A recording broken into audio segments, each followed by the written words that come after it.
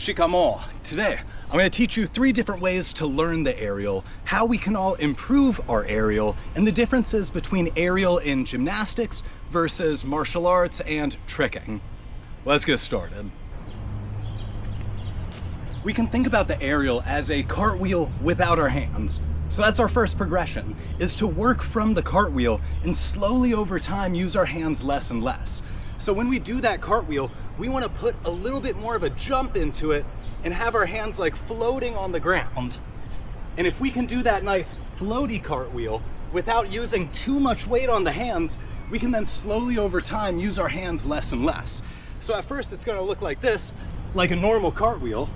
Then we're going to just use our finger pads, the tips of our fingers right there, and that's all that's going to be touching the ground. Once we can do a cartwheel with just our finger pads, we're going to move to one arm and try and put less and less weight on it every single time. Now notice how my other hand was there just in case I needed it. When we are learning the aerial, it's really important that we have our hands ready to catch ourselves just in case we don't get all the flip that we need. And once we feel comfortable with it, we can just not use our hands. It is a slow progression though. It is using our hands a lot, using our hands slightly less, using our hands slightly less and just kind of using one, and then not using our hands at all to do a nice smooth aerial. There's not a big lift in this trick. Our goal is to kind of float over the ground, and working the cartwheel to the aerial is usually a very safe progression. Our second progression is going to utilize the butterfly kick. So if you can already butterfly kick, which tends to have a little bit less risk than the aerial, chances are you can aerial very easily. So this is what it looks like when I do a butterfly kick. Notice how I'm spotting that side. I'm spotting the trees off in the distance instead of looking at the ground. Now, this time, I'm going to do that same butterfly kick, but I'm going to intentionally look at the ground and try and push my head just a little bit lower. So that one was way more, it goes from butterfly kick perfectly flat to kind of a burial where it's like at this super slight 60-degree angle, and we want to get all the way to about here, which is the axis for a tricking aerial. And to do that, we're going to try and look through our legs as we're doing the butterfly kick. And if we can do that spot and look between the legs, it will be an aerial. It's just as easy as that. Now keep in mind, for all tricking, for all tricks, where our eyes go, our body tends to follow. So if we can control our spotting where we're looking, it'll be way easier to then control our body and let it know what we want it to do. Our third progression is going to be the blaster scoot progression, or the touchdown round kick. I'm going to do a round kick, and instead of kicking with my chest all the way up, I'm going to drop my chest and put one hand down for support, and we call this a blaster scoot. Now, when I do that blaster scoot, I'm now going to try and do it without my hand. So just dipping my chest as my leg goes over my head. And if we can do that, all we need to do is once that kick, that leg reaches the apex, we're just going to switch our legs. And if you can do this, a needle scale switch, you can definitely do the aerial, because all I'm doing is getting my body to the tip of my blaster scoot and switching at the hips to get the other leg down. That's it. It's not too complicated. That said, to do it very consistently and very well, we do want to do a slight jump off that base leg. When most people are learning their aerial, it usually looks something like this. Tucked legs, a little bit flexed feet, and pretty flat to the ground. So if we want to make that aerial stronger and better, we want to extend the legs, try and get more swing with that kick and more jump off that base foot. It is the swing and the jump that gives most of the power to the aerial. The other thing we really want to focus on is this motion with our upper body. It is moving my upper body in that motion while lifting my leg up that gets the power to then do the aerial.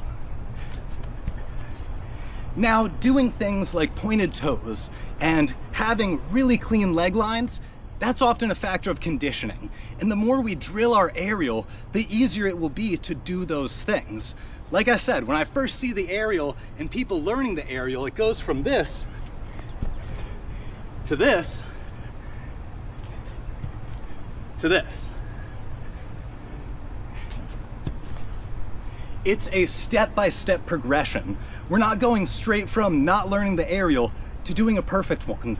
It takes time, it takes dedication, and it takes a lot of drilling. It is so important that you understand the difference between the aerial in most martial arts like wushu, the aerial in gymnastics, and the aerial for tricking. All three of these are slightly different and have slightly different techniques. When we see the aerial used in most martial arts, they're trying to dodge something, and to do that they get as high as they can and as floaty as they can, and they tend to be around this axis. So it looks a lot like this. I'll do a spin step into it to exaggerate it. That's how I see most people do it in martial arts. It's very much holding that star shape and trying to get up as high as we can and float over whatever thing we're trying to dodge. When we see the aerial in gymnastics, it is not off axis. It is perfectly on axis, the same way a gymnast will do it on a beam. They're traveling in a perfect straight line. That aerial is honestly the hardest aerial to do, and instead of using the abductor of our leg in this kick to start the motion, they'll use the hamstring and glute and do this kick to start the motion. There's a big difference between this kick and this kick. This kick gives us a little bit more of an off-axis set. This kick throws us straight overhead into almost like a laid out front flip half. Now in tricking, people will do kind of like a mix of those two different techniques. We're going over our head in like about that angle. That said, we're going relatively low to the ground. In tricking, we want to move fast and light, not bouncy and heavy. We want to go nice and smoothly flow over the ground when we do that aerial. It's not a big jump and land, it is flowing the momentum and moving across the ground with our energy. It is so important that we all understand that multiple different techniques can perform the same trick. Whether we're doing that gymnastic style aerial, which is way more overhead, the martial arts style aerial, which is way more high and floaty,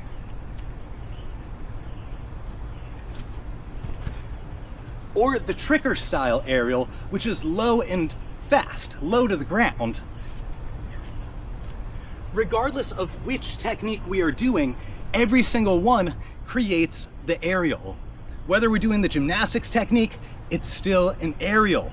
Whether we're doing the martial arts technique, it's still an aerial. Same thing if we're doing that tricking style tech. Regardless of what technique we're doing, it is still the aerial. And if we can learn one of those techniques, all the other ones will be easier to learn as well.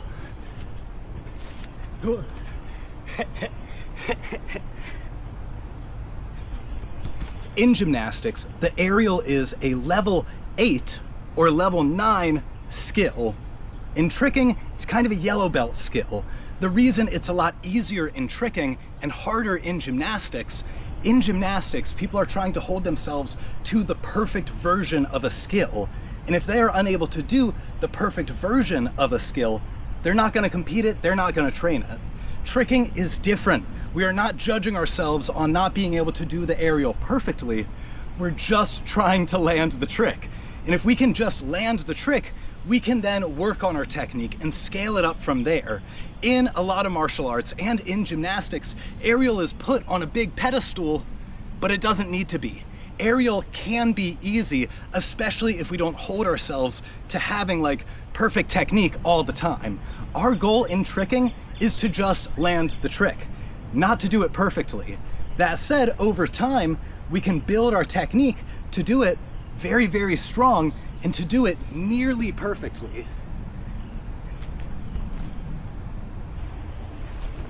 Thank you guys so much for watching. If you have any questions on the aerial or any of the other tricks that I've covered, leave them in the comments down below. If you're curious about something or don't understand something, chances are you are not alone, and other people are also curious and need their questions answered.